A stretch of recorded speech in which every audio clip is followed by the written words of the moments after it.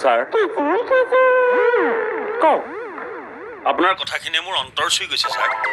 আৰু কি জেগাত চুই যাম তুমি গমেই নাপাবা নহয় মানে মই আপোনাৰ কথা মতে বিয়াখন পতাৰ সিদ্ধান্ত লৈছোঁ বিয়া হয় গুড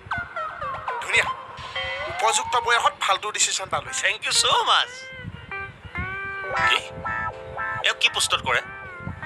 এইফালে আহক এনেকুৱা পোষ্টটো মই শুনা নাই এই দেৰিকা আপোনাক মাতিছোঁ এইফালে আহক আহা কাল আৰু কাল বিপৰীত কাল চোৰে ধৰিছে পুলিচৰ হাত গাল গাল বুলি কয় অলপ নিমিলিল ন আৰু তই মোৰ হাতত ধৰিবি কিয় এইবিলাক বাদ দিয়ক না এইটো কোনো অফিচাৰ চফিচাৰ নহয় এতিয়া ব্ৰেইনত চোট পালে এতিয়া মানুহ দেখিলে আপোনাক অফিচাৰ দেখিছে যে এতিয়া অফিচাৰ হৈ গ'ল আচ্ছা তাৰমানে মোৰ নিচিনা ন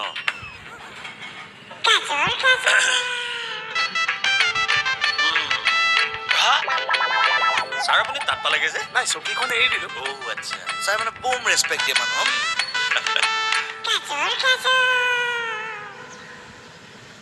হয় ছাৰ কওক আপুনি কওক মানে মই বেছি টাইম ৰ'ব নোৱাৰিম কিয় ছাৰ মানে গোটেই ইলেকশ্যনৰ ডিউটিটো মোৰ ওপৰত এইকেইদিন মানে মই পুৰা ব্যস্ত আচ্ছা অসমৰ নে গোটেই ভাৰতৰ all Assam Indian private limited এতিয়া বাইকক মাতি দে মানে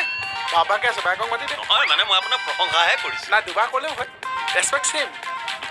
হয় হেৰি কি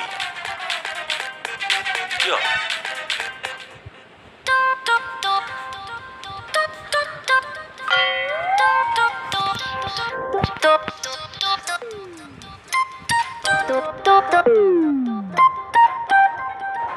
এনে আপুনি কোন জিকাটো বিচাৰে ইমান ডাঙৰকে কৈছে যে তেখেত বহি আছে যে শুনিব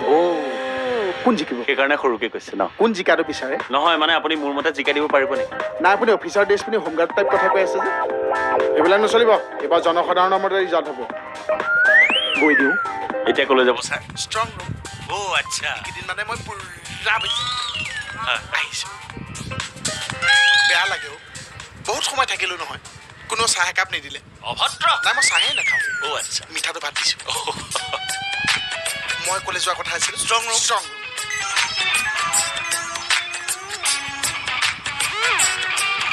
এই ভাইটি খালি যোৱাৰ আগতে এষাৰ কথা কৈ যাওঁ ভাইটি কওকচোন ছাৰ আগতকৈ ক'লা পৰিলা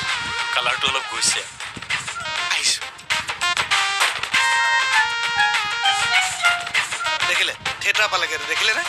ঠিক আছে মই আহোঁ তুমি আকৌ ক'লৈ যোৱা অঁ আপুনি মই দেখোন একেই হ'লো যাবলৈ দিয়ক এইটোকে কৈছোঁ আমি এতিয়া একেই সেইকাৰণে তুমি মোৰ শহুৰৰ ঘৰলৈ যাব লাগিব আকৌ কিয় অনুবেৰাক আনিবলৈ সেই ভূতটো আপোনাৰ মাথাৰ পৰা যোৱাই নাই ভূত নহয়